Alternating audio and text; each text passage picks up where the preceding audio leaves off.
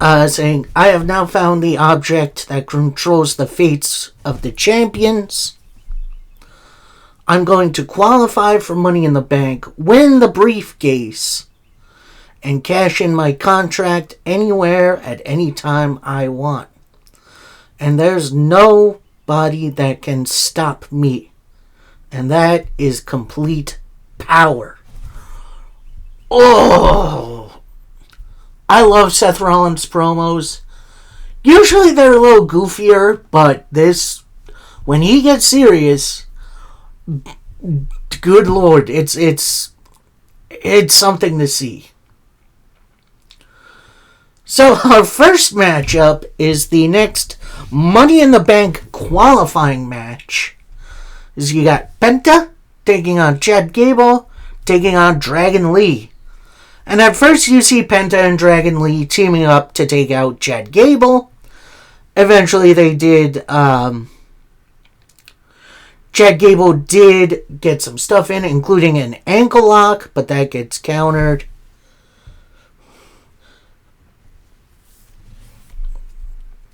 In which Penta throws him into the announce table. Then we see in the crowd El Hijo del Vikingo, I hope I pronounced that right, of AAA, and you see him jawing with Gable, who's ringside. They keep going at it. Gable then takes a swipe at Vikingo ringside. Goes back in, eats a couple of super kicks. Rana, big power bomb, only for 2. Penta attempts a Penta driver, but that gets blocked. Into a big suplex and a moonsault, only for 2. Chad Gable then tosses Dragon Lee to the outside. Goes up for the moonsault, but Vikingo gets up on the apron and stops Chad Gable. Dragon Lee with a stomp. Penta with a destroyer. And then a Penta driver to pick up the win and qualify. Penta in his first Money in the Bank. And if you remember, the Lucha Brothers were very adept at ladder matches. Especially the AAA. I believe they defended their AAA tag titles before the AEW tag titles were created in a ladder match against the Young Bucks, I think it was. So, Penta very comfortable in ladder matches. So that's a fun addition. And then we see Judgment Day in the back, minus Liv for now. And they're kind of jawing back and forth. You see Carlito and Dom playing WWE 2K25, which, that's always funny. And then you hear Finn talking with, I think it was JD McDonough. And Raquel Rodriguez, I think it was. Saying, I'm going to go in Money in the Bank. I'm going to win it. And I'm going to bring prestige back to the Judgment Day. Then we see Roxanne Perez say, hey, Dom, I got you something. Unveils a giant plate of nuggets. Hey, Roxanne, why aren't those dino nuggies, huh? Anyway, I'm kidding. Then we hear from off screen. Camera pans over. It's Liv Morgan. She's made her comeback from whatever movie set she was on. And she goes right up to Roxanne and says, why don't you get off my man? Roxanne Perez then tries to introduce herself. Then Liv is like, shh. Then Liv turns to Raquel, who says, what's going on here? Raquel's been keeping me up to date. I'm going to address all this after I talk to Pierce about a Money in the Bank qualifying match. Liv in a qualifier. I don't mind that. Then we get a kind of tribute to the troops video, honoring those who've fallen on, at the time, was Memorial Day. So, thank you to our troops who have given it all to defend our country. It was a very nice video tribute. Then we get this squash match, as it's Akira Tozawa taking on Rusev. And while Tozawa did have the advantage early on, after a whiffed hip attack, you had Rusev hit a big axe handle, his axe kick move, I guess, locks in the Accolade, and wins via submission. Post-match, he's still got Tozawa locked in. He's really making him work. Who makes the save? It's Sheamus, of all people. Rusev finally lets go. Sheamus and Rusev then have a stare down. And then Rusev walks off. A Sheamus-Rusev match. I am all for it. But let's not do it on Raw. You got 2 nights of SummerSlam coming up. That should be on one of the nights. Easily. Although if you want to have match 1, have it end, disqualification or something, and then have the rematch have some sort of stipulation, I wouldn't be mad at it. And then we got this weird segment where a couple of comedians, don't remember their names. I think one of them was Bert Kirshner or whatever his name is. I don't remember. And they're backstage for an interview? I don't mind celebrities getting involved in this, but I don't know. So apparently they had Cody on his podcast. They're having a great time here. And then the other guy says, oh, he's got a new series. Bert then kind of runs off screen. The other guy follows him, runs right into the War Raiders, who have a match coming up. And then Kirshner takes off his shirt and say, look, twinsies. Talk about him and Ivar, which... I'm going to say this. If you're going to have these comedians come on and try to sell us their future specials, have them be funny. Because this wasn't funny. This was dumb. Anyway, so back to a bit more serious stuff. We see Sami Zayn. He's pacing in his locker room like he's doing this. Saying, oh, what am I going to do? What am I going to do? Paul and Seth are running their mouths. I got to do something. Then we see hand appear on his shoulder. It's World Heavyweight Champion Jey Uso. Saying, you got to be smart. You got to go out there and win that Money in the Bank qualifier. And no, I got your back. And at first, Sami is reluctant to do their handshake. But eventually he does do it. So I don't know if they're setting up Sami for something big. A lot of people are saying heel turn, heel turn, heel turn. I don't believe so. I think we're going to see something else from Sami.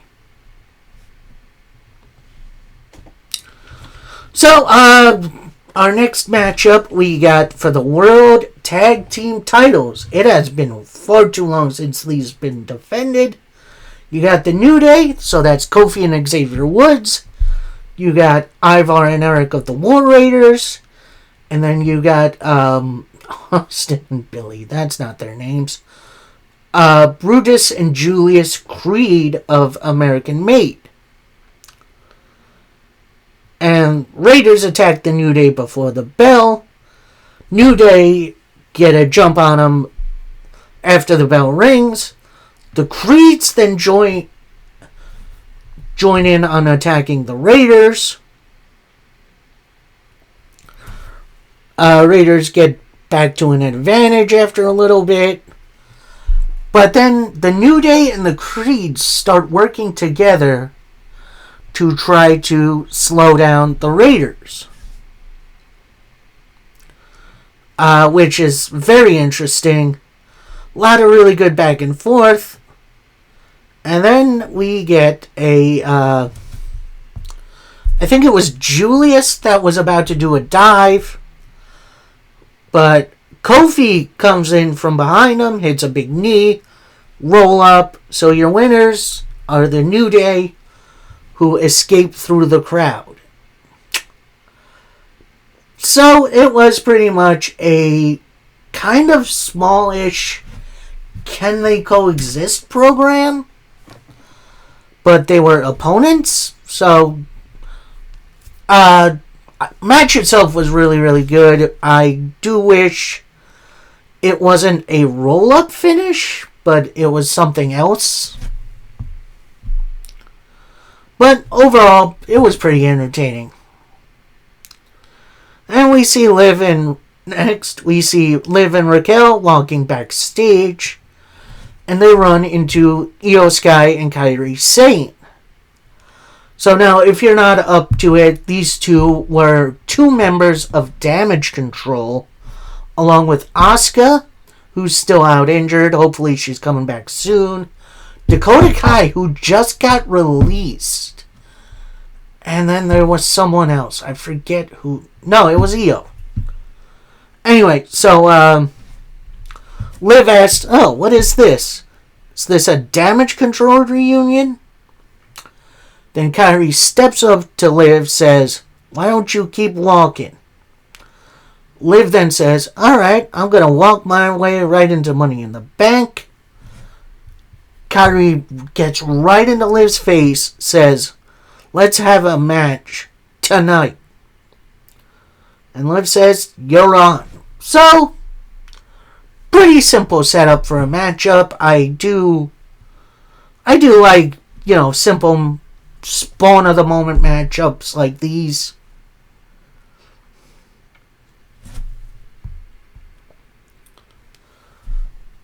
So yeah, definitely interesting.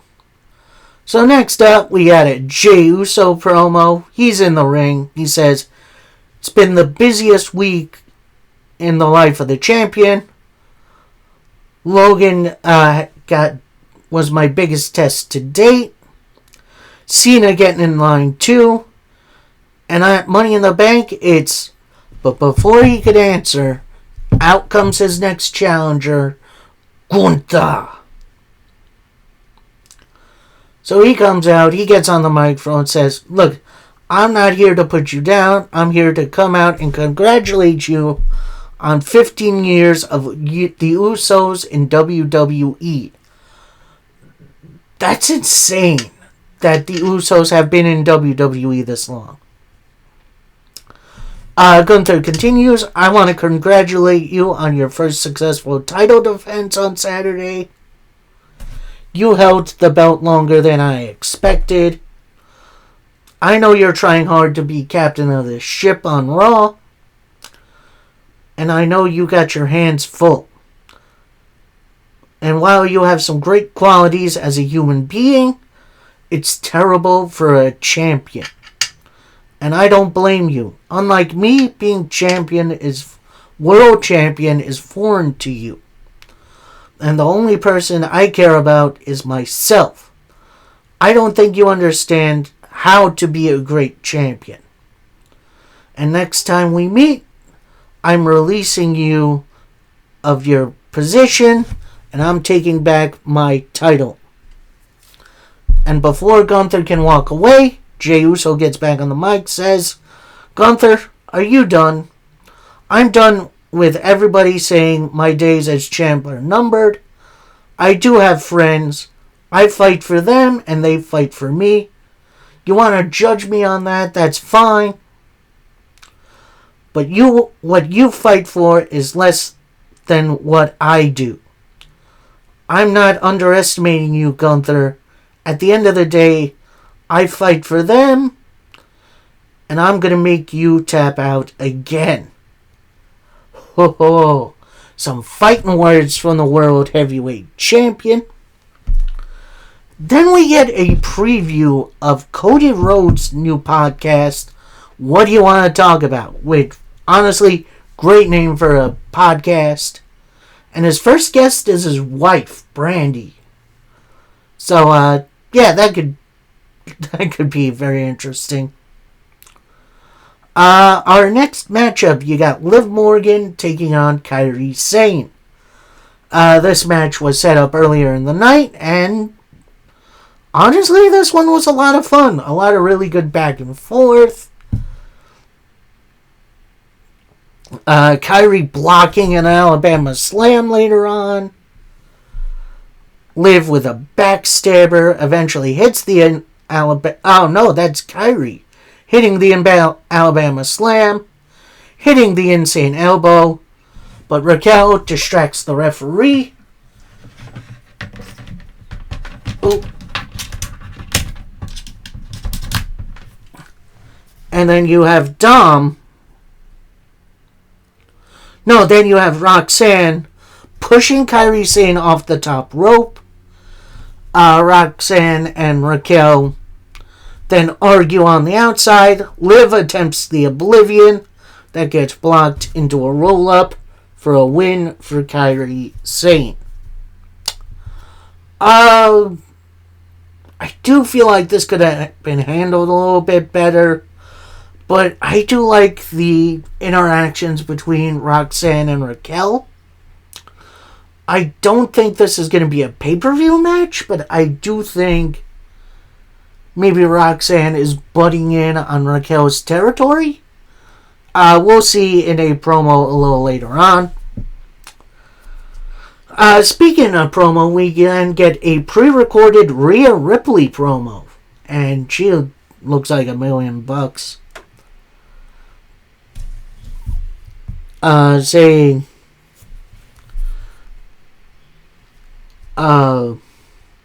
at Money in the Bank, everything changes. I'm going to do everything I can to retrieve the case and be back on top of the women's division. Io, Tiffany, hold your titles tightly because no one is safe from me. We then get another look of the Judgment Day in their clubhouse. With Liv saying, cut it all out. This is Raquel now.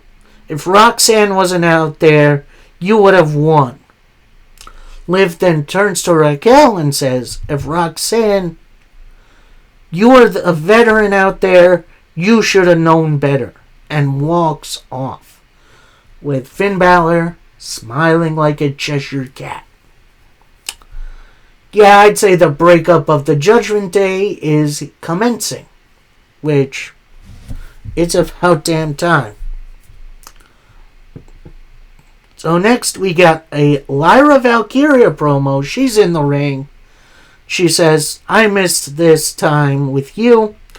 I was all ready for a new challenger. But Becky does what she does best. She talked herself into a rematch at Money in the Bank. I beat her twice. And every opponent I've had, once I've beaten them, I've felt like a winner. But didn't feel that satisfaction with Becky. And you come out after Backlash. She comes out here after Backlash like she won. At Backlash, all I wanted to do was win. She took me out, so now it's personal. And at Money in the Bank, I'm going to hurt her.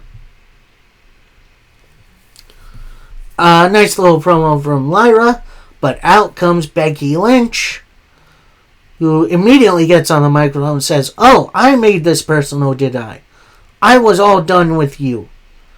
You won the match, but I won the night. And the only talented thing about you is you are making it personal again. You know I'm the best thing to happen to you. Lyra then says, people are talking about me because I beat you. I feel everyone And at Money in the Bank, if you beat... This is Becky now. At Money in the Bank, if you beat me, I'll never challenge for your title again. Lyra says, fine. I beat you twice. And before she can continue, Becky says, you didn't let me finish. When you took my NXT title away from me, after that, I raised your hand. When I win the Intercontinental title, you raise my hand.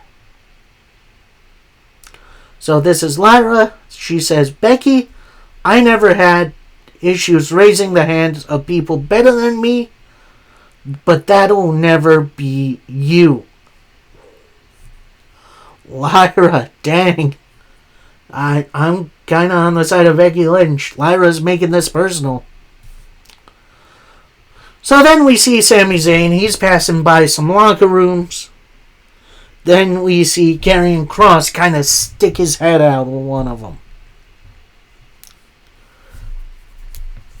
With Kross saying, well, here we are.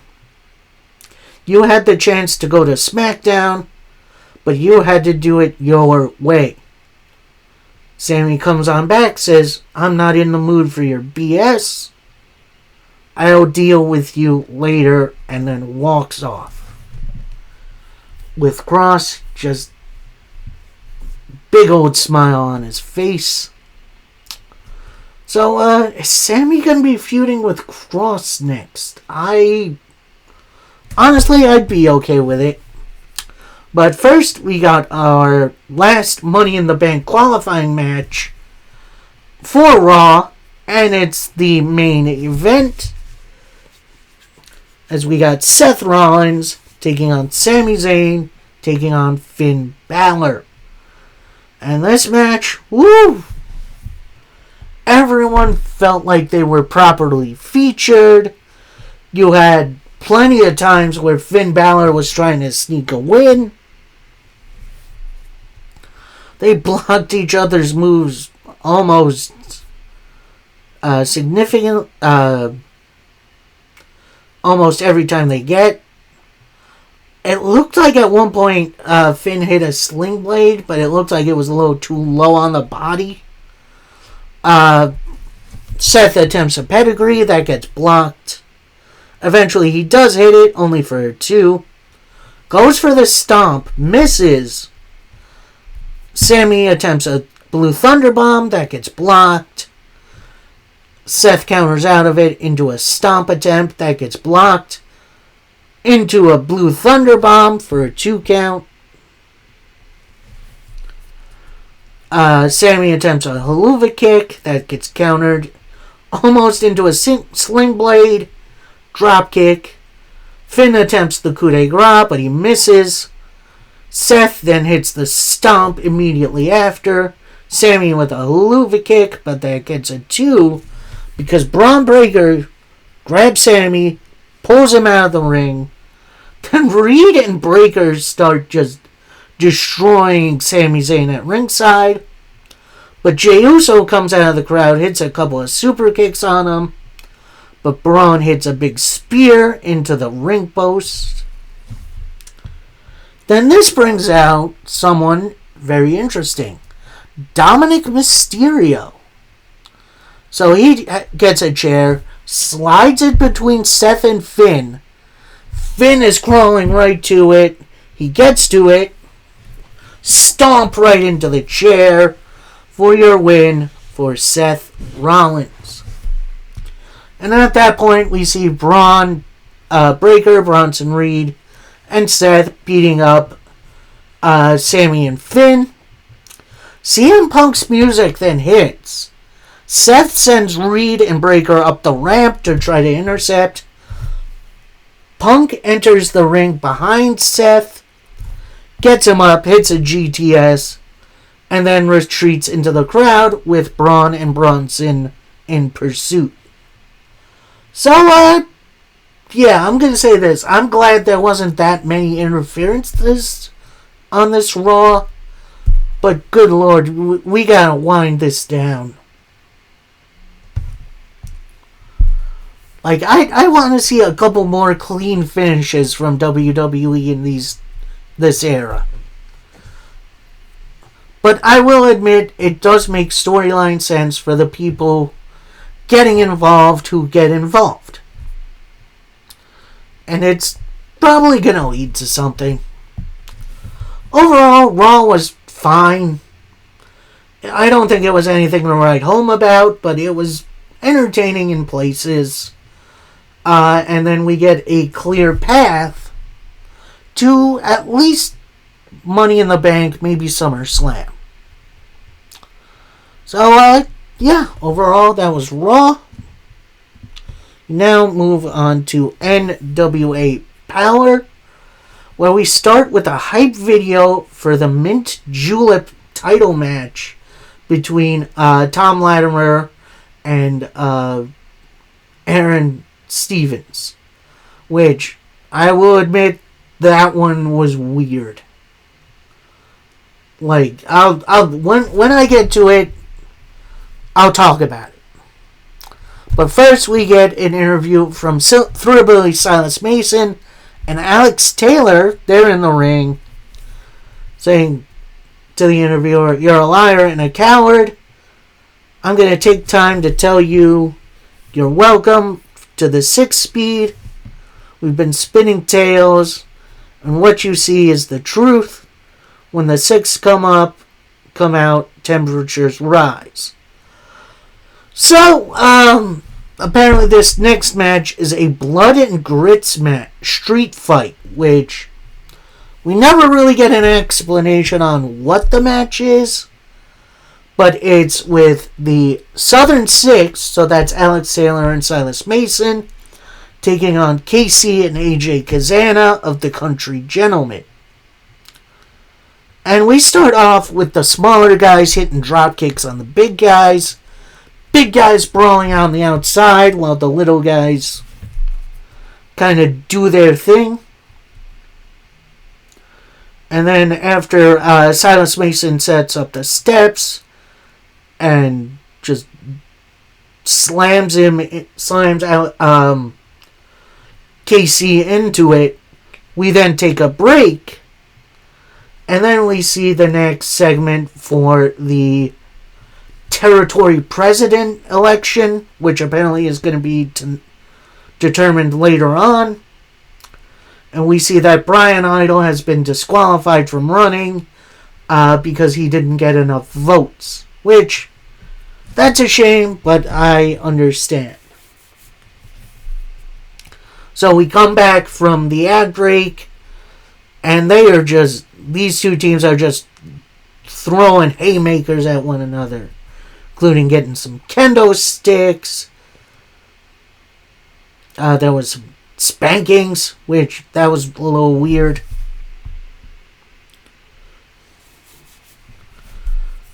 Then after a chair shot powerbomb crossbody combo by the Southern Six, Joe Kazana gets up on the apron, distracts the referee, but then he gets in the ring, in which he is now surrounded by Silas and Taylor. Here's what I found. Joe Kazana then takes out his book, which is like a rule book, I guess, and Thrillbilly takes it, throws it to the other side of the ring. Silas then hits a good couple of strikes on Joe Kazana. Then KC comes back with the book, hits a book shot, goes for, I'm going to say it's a GTS, but that gets blocked. AJ with a couple book shots of his own. Then Silas Mason with a spear through the table, which was set up earlier in the evening.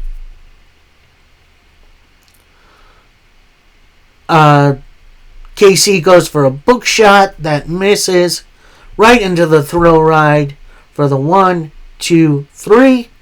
So your winners are the Southern Six. So that was a fun match. I do wish more was explained about how this match would have worked. But overall, it was a fun little opener. We get another decision update on the territory president, and apparently Kenzie Page has taken the lead, which is very, very interesting. We get our usual Around the Territory segment.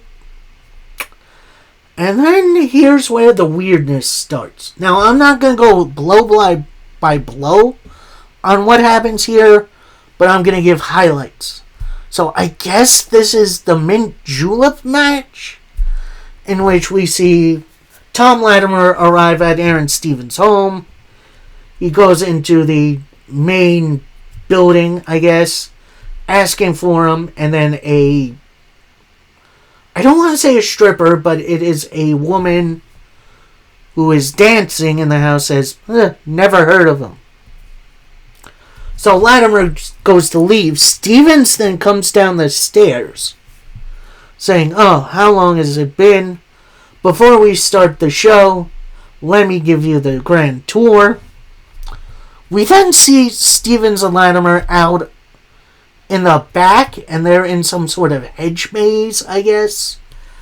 Then a payphone starts ringing, and apparently it's Tom Latimer's mother, for whatever reason. Then we see a number of other rooms. And then we see Aaron Stevens starting to meditate. He then says, before our final battle starts, do you have anything to say? I guess.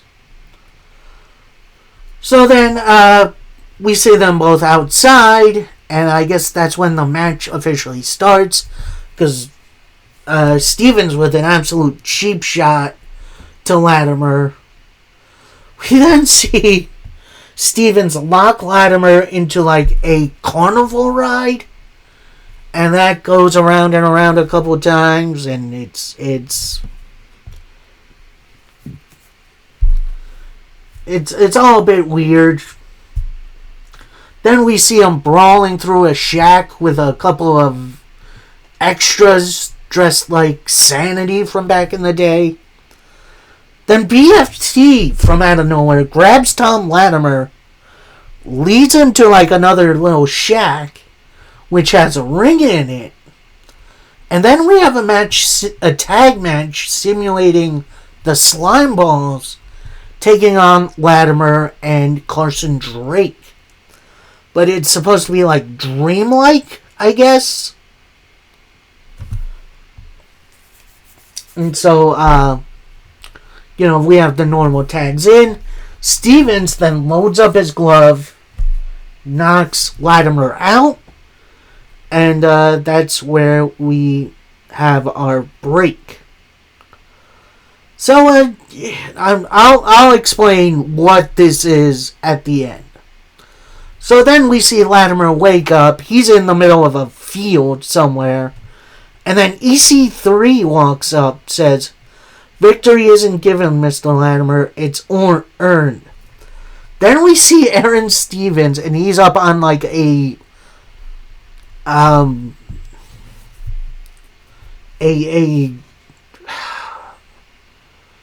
guess a simulated pirate ship you'd see on like a old playground from back in the day.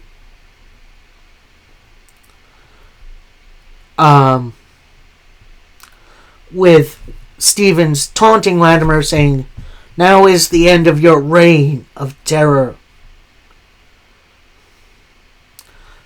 Latimer then says, "I put the final end to your pain. My reign? I'm gonna kill you." He then beelines it up into the ship, and they start brawling again. Stevens breaking out the Mongrovian chops. Rest in peace, ? If you don't know, that was Stevens' old charge back in the day, but sadly is no longer with us. It looks like... And then we see Stevens taunting Latimer for a little bit. Then Ronaldo comes in. Ronaldo Friedman comes in under Aaron Stevens' legs. Hits a low blow to Stevens. Latimer then tosses him overboard into the grass. Gets him back. Hits a DDT. Locks him in the crossface. And Stevens taps out. So, yeah.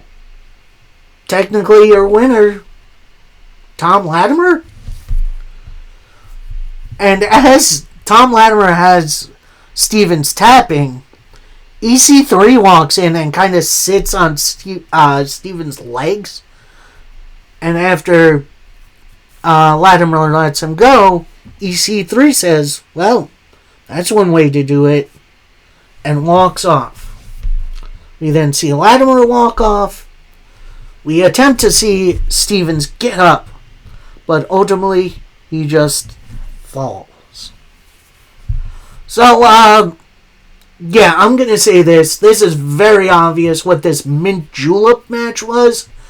It's the Broken Hardys match. That's what this is. All the psychedelics, all the weird stuff.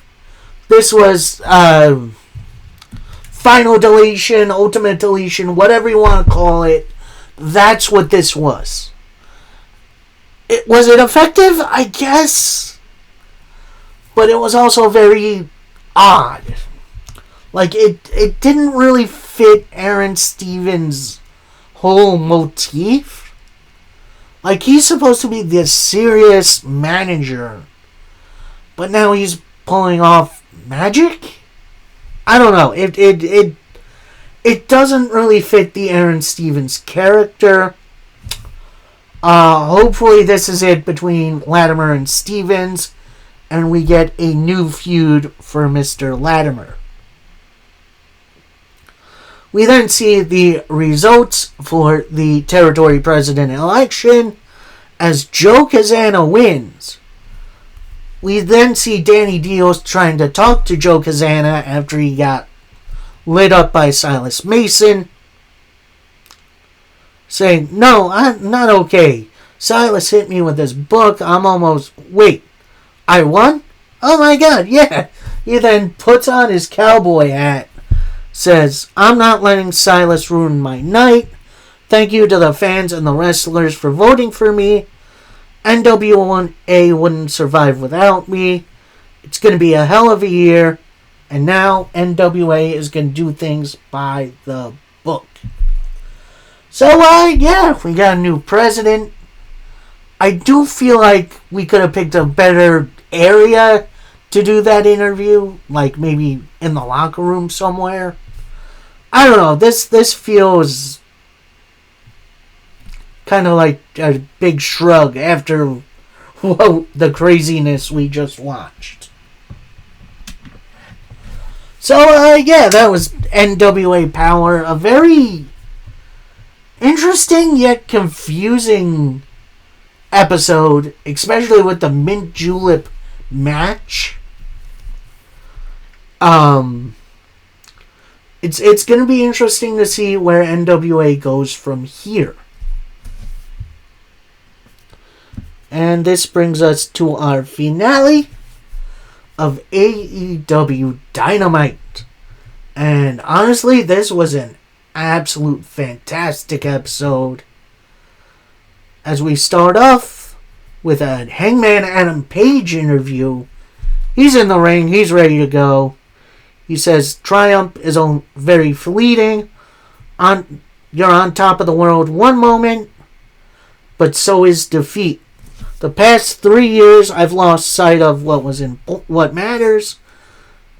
And what matters to me is what you decide to do with it. I've done at Double or Nothing, 2 men entered and 1 man won. Ospreay, thank you for the fight of my life. You're clearly proved you're the future of this company. One of us tasted defeat, but I cannot relish in it. As the next year, there will be a new tournament and a new champion. So I'm going to return this to you.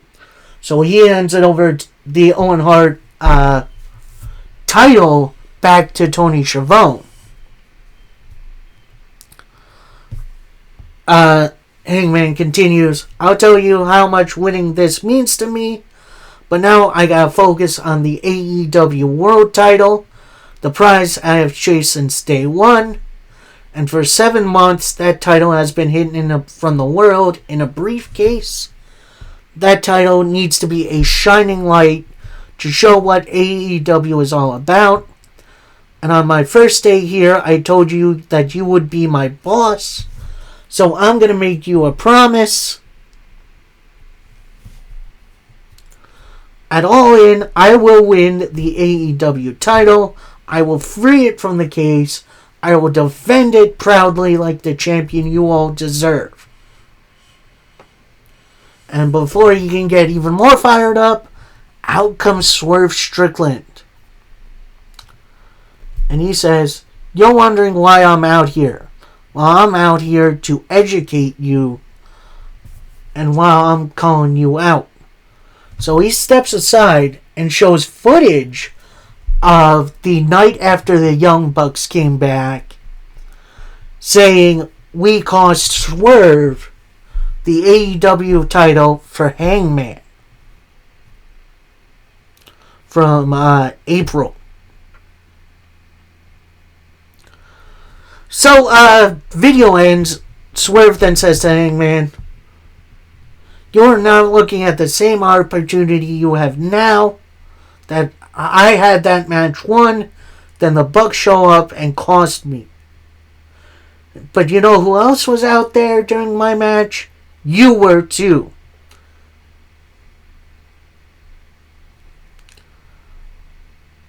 And that promise you just made, you told me, you promised me you would never let me be the world champion again. And I'm looking you dead in the eye like a man and asking you not to lie. Did you have anything to do with this? Hangman then kind of gets a little grin on his face, says, well, dumbass. Which is a great line. He continues, at Dynasty, I looked in your eyes on you, locked in my eyes on you, but I also locked in my eyes on Mox. And for a split second, I thought about helping you. And you know, if I would have screwed you, I would have done it to your face. Swerve then kind of lets out, you're full of shit. And they drop down their microphones. They're arguing. They're bickering. Out comes someone a little bit unexpected, Will Ospreay. And he kind of gets between Swerve and Hangman. He says this to Swerve. I hate getting involved in your business, but you're wrong about this man. I learned a lot about someone when I'm in the ring with them with high stakes like this. He had the opportunity to hurt me, but instead he came back and shook my hand like a man. I can see he cares about this place. And you did the same thing to me when we had our match. People are starting to believe again. It's not going to be you. It's not going to be me. It's going to be him. And we've got one shot at this if we work together.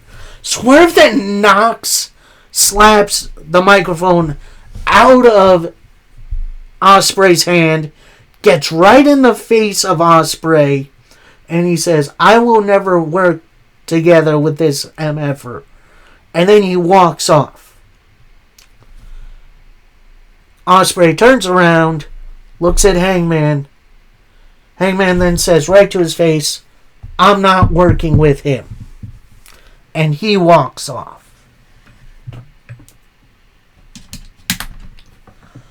So, I hate to do this comparison, but this is what I'm thinking about. This is pretty much the Cody Rhodes bringing together Jey Uso and Seth Rollins and Sami Zayn so he can counter the Bloodline. This is kind of what's happening with the Death Riders right now. Except you got pretty much all big stars. You got Ospreay, Swerve, and Hangman potentially being the Hangman Avengers, which is kind of nuts. So we got 7 weeks until All In. So I think the journey to All In is going to be these 3 guys and maybe a couple others getting on the same page to counter the Death Riders, which I think could be fun. Speaking of the Death Riders, we see them roll up in a white pickup, which that's a choice actually. You see Moxley, Shafir, Yuta, and Gabe Kidd, who the announcers said isn't a full member of the Death Riders, but he's a hitman for them. Which, fine explanation. I'm okay, more than okay with that. And Claudio goes to Park, which, how Claudio got stuck driving is beyond me, but that's funny. That's hilarious. So we go into our next match, which is a mixed tag team match. So you got representing the Death Riders, you got Jon Moxley and Marina Shafir. They're teaming with Gabe Kidd to take on the team of Mark Briscoe, My Girl Willow Nightingale, and Speedball Mike Bailey. I am so happy Speedball is getting in a position like this. Because, well, I think he's a perfect fit. And so we get pretty much big brawl right at the start. Everyone's hitting everyone with their big moves. Eventually we see Moxley and Mike Bailey tag in, and they got some special chemistry. Like, at one point you see Mike Bailey go up for Ultimate Weapon, in which I don't think he has yet to hit it in AEW. But once he does, we're gonna see a big old reaction. Instead, Yuta pushes Mike Bailey off the top rope into the barricade. And then Gabe Kidd with a big slam through the announce table. They get back in. They strike each other for a little bit. Then it's revealed we got Chris Statlander watching on a TV screen in the back. So her and Willow clearly aren't done. We got a little back and forth after a while. One point we see Mark Briscoe attempt the Froggy Bow. Maria and Yuta attempt to stop him, but his teammates break him up. He hits the Froggy Bow only for 2. He attempts the J Driller. That gets blocked. And this brings out Claudio Castagnoli, who distracts Briscoe, who takes out Claudio is his opponent for a match coming on Collision, Commander, who hits his rope walk shooting star, which is an absolute thing of beauty. Moxley tags in, attempts the Bulldog choke. That gets blocked into a roll-up for 2. Moxley with a paradigm shift. Back into the Bulldog choke. Shafir locks in Willow with the Mother's Milk. And then Gabe Kidd just beats up Mike Bailey on the outside. So your winners via the submission, the Death Riders, and Gabe Kidd. My goodness, this was a fun little matchup. We'll see what happens with the Death Riders in the near future. But I got a funny feeling All Out's going to be it for them. So next up, we get a pre-recorded Hurt Syndicate promo with MVP saying, "Tonight was a big old historic occasion. The Hurt Syndicate have successfully defended their tag titles 5 times, and now we got MJF as a full-blown member of the Syndicate. Then MJF takes over, which was a little jarring, but it works. As he said, I'm going to make sure we have all the gold, and they're going to help me get the AEW World title back around my waist. And if you're going to stand in the way of the Syndicate, we're going to put you down. And it's not personal, it's just business. Boy, those are some fighting words. Gonna be interesting to see how maybe Cedric Alexander gets involved in this. I am not sure. So next up, we got a Megan Bayne, Penelope Ford promo. With Ford starting off saying, you guys had to cheat to win last time. Now it's a no DQ match, just like you wanted.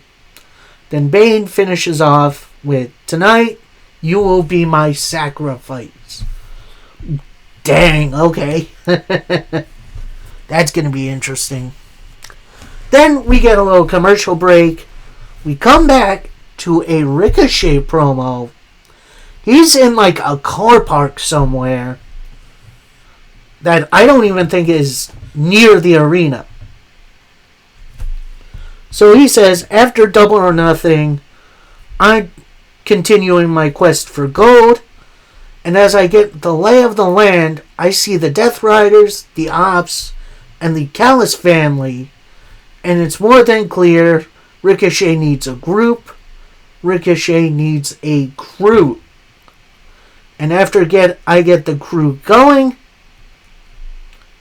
to show Ricochet is out of this world. So Ricochet getting his own group. I like that. I just hope it isn't just Action Andretti and Lio Rush. I kind of hope there's some more to it than that. Although, don't get me wrong, I think Andretti and Lio Rush would be perfect teammates for the guy. But I do want to see someone else get a shot. Speaking of getting a shot, we got a no DQ tag team match. We got Megan Bayne and Penelope Ford taking on Anna Jay and Harley Cameron.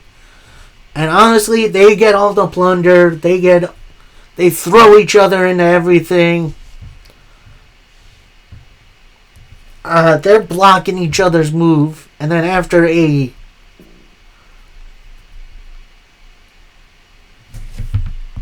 attempted bulldog, Megan Bayne pushes Harley into the ring steps. And then we see the ref calling for one of the doctors who checks on Harley. It is clear something happened to her nose because it is gushing blood. And honestly, I'm glad AEW didn't wipe this out. So we have Anna Jay kind of fighting on her own for a little bit, attempting a moonsault. Actually, Anna Jay attempts a gory bomb on a chair to Penelope Ford, only gets a 2 count. Megan Bayne with a face to set into a chair, only gets a 2. And Harley gets back in, hitting a couple of chair shots, with the doctor now checking on Anna Jay on the outside. So Bayne and Ford set up and hit the Doomsday device on Harley Cameron to pick up the win. So, this was definitely not a quick match, but it was a brutal match. That was kind of nutty, and I enjoyed every minute of it. I do hope Harley and Anna Jay are okay, because those injuries looked pretty brutal. I hope they're all right. We then see Mercedes Moné getting to the arena in an Eddie Guerrero-like Lowrider, which is honestly that's a great tribute. And she's holding all of her titles ready to go. We then get the biggest WTF match ever as we see the Ops, which is Samoa Joe, Katsuyori Shibata, and Powerhouse Hobbs, taking on a team making their debut on Dynamite. So it's Preston Vance, the former number 10 of the Dark Order, Griff Garrison, in which, who the hell is Griff Garrison, and Cole Carter, who was, I forget who he was in NXT. I didn't really watch during that time. But they come together under Jack Jameson, who was the former manager of the Iron Savages / Bear Country. But because of something that happened, they are not a thing anymore. So, Jack Jameson gets into the face of Samoa Joe, and Joe just headbutts him to start the match. Now, I did hear Jack Jameson saying, we're going to leave with these trios titles. I do not remember the announcer saying this was a title match. But, this ended up being pretty much a big old squash, with Joe doing his thing early on. Eventually, Griff Garrison does get in with Shibata, and they trade blows for a while. I honestly forget how good Griff Garrison was. Eventually, Hobbs and Cole get in. Hobbs then just starts tossing people around, including the extras that were out with the frat house, hitting every single one of them with spinebusters to pick up the win for the Ops. So, this was a weird follow-up to Anarchy in the Arena, in which Hook came back, but there was no sign of Hook on this show, in which I was kind of hoping we'd see an interview or a promo or something. I don't know. Anyway, next up, after that whole weirdness, we get a Jamie Hayter interview, and she's asked pretty much, what's next?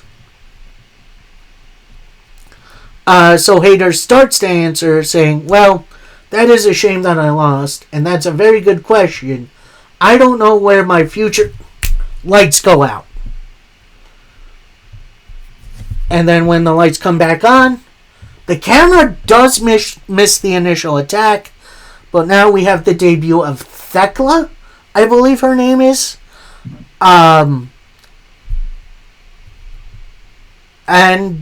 She takes her out in the ring and then does a kind of Bray Wyatt spider walk.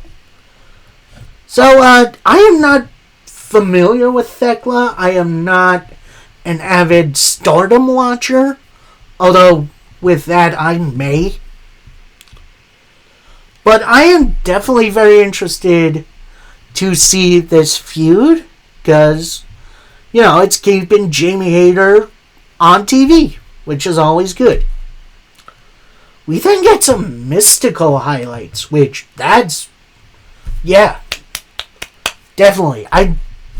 I don't know what Mystical has planned for AEW, but I kind of hope it's really, really cool. So next up, we got this interesting matchup for the TNT title as Adam Cole, baby, takes on Kyle Fletcher. And these two beat the out of each other.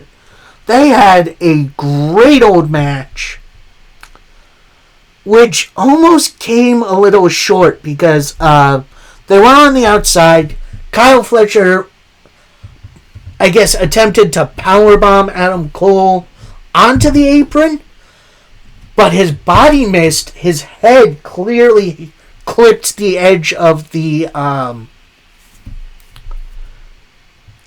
apron. At one point, we do have Roppongi Vice come out. I guess not really interfere, but make their presence known, I guess. The rest of the Paragon, so that's Kyle O'Reilly and Roderick Strong, fight them off to the back. We go back in. Cole attempts the Panama Sunrise. That gets blocked. Kyle attempts a Brainbuster. That gets blocked into a suplex. Cole hits the Panama Sunrise. Lowers his knee pad, getting ready for the boom. Hits the rope. Comes back. Josh Alexander attacks him. So the match is thrown out. Kyle Fletcher joins in on the beatdown post-match. But then Brody King comes out, makes the save, wielding a steel chair. And then security is keeping both guys at bay. So, I'm going to say this. I appreciate AEW not really doing DQ finishes. So when they do end up doing them, it feels important. So it feels like, oh, this is where we're going. I do kind of feel like there should have been a bit more of a build-up to this matchup. So maybe we do it next week instead of this. But I'm okay. I'm definitely okay with how this went. So this is technically our main event match, in which the winner gets entered into a four-way, along with Kenny Omega for the AEW International title. We got Josh Alexander and Brody King. They're both being held back by security. Eventually, they both break out and they just start beating the tar out of one another. Like, they looked like they legit hate each other in this matchup. They countered pretty much every one of their moves. Josh Alexander working a lot on Brody King's broken arm, which is very interesting. Eventually, Josh Alexander attempts a moonsault. Brody King gets his knees up, hits a big old clothesline with his left hand, and then hits the Gonzo Bomb to pick up the win and qualify for the Fatal 4-Way next week. We then get a rundown for Collision, in which we get the other two matches for this qualifier. So it's Hencha Zero and Masca Dorado, and I am forgetting the other two. Commander and Claudio Castagnoli. So, yeah, that should be a fun one.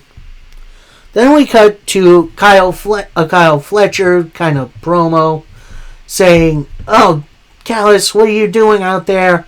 I didn't need anyone's help beating Adam Cole." Adam Cole then jumps in and they just start beating each other down, with eventually security pulling them to opposite ends of the segment. So, yeah, I guess we're going to get Fletcher versus Cole Part 2 at some point, which I am absolutely all for. So, that was our main event match. Our main event segment, we got a face-to-face between Timeless Toni Storm and Mercedes Moné. So Moné comes out first, saying, "I stand out here before you not just as the best TBS champion, but as the best Owen Hart Cup winner. Legends like Eddie Guerrero and Owen Hart do not compare to me, and that's why I call myself the CEO." This brings out Timeless Toni Storm, in which she kind of shoos Luthor to the back. Tony then gets in the ring. She grabs a microphone. She lays the AEW Women's title at their feet. Monet then says, "Timeless Toni Storm, finally we meet."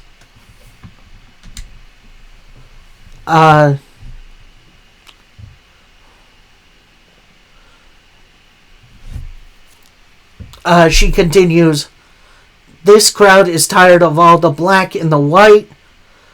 They want a champion that's full of color." So, I don't think that's really mild racism, but I'll let you be the judge on that. So, Tony finally gets a little time, says, "Mercedes Moné, you had your debut on a show named after you. You won all these titles and made history, but you've never spoken to me once. However, I've watched you since you got here. So what took you so long?" Monet answers, "Patience, my dear. This isn't all about you. It's about my legacy. And why would I shake hands with anybody? Don't you know who I am? I am the blueprint. I am the revolution. I am the Beyonce of pro wrestling." So Tony, with the best reply I've ever heard, says, "Well, if you're the Beyonce, I'm the Toni Storm of wrestling, and you've never met anyone quite like me." Which, yeah. So then Monet says, "Yeah, you are quite different from the scared little girl I met 10 years ago. We are both different from where we were. I'm the best all over the world, and we're at All In, we're going to have the greatest women's match of all time." Tony then replies, "We have been on the same path. We got our flowers. But in AEW, we became who we were always meant to be. I don't need all those titles to know I'm great. I just need this one. I have lived for this. I have bled for this. I have died for this. And if you want to ride the Monet train through the Tony Tunnel, be my guest. We shall meet again in Texas, and some little girl somewhere watching us will say, 'Holy crap, these bitches are crazy.'" Tony continues, "You are the greatest of all time. However, I am timeless." And Monet replies, "You may be timeless, but your time is coming to an end. We'll see you at All In." And which Tony repeats it. Monet then extends her hand for a handshake. Tony shakes it. Then they pull each other in for a little stare down. We then see Tony get into Monet's face a little bit more, take a sniff of her, and then kind of kiss her hand. At that point, Monet attempts a Monet Maker. Toni Storm blocks it. Attempts a Storm Zero. Monet rolls out of the ring to safety. So, I'm going to say this.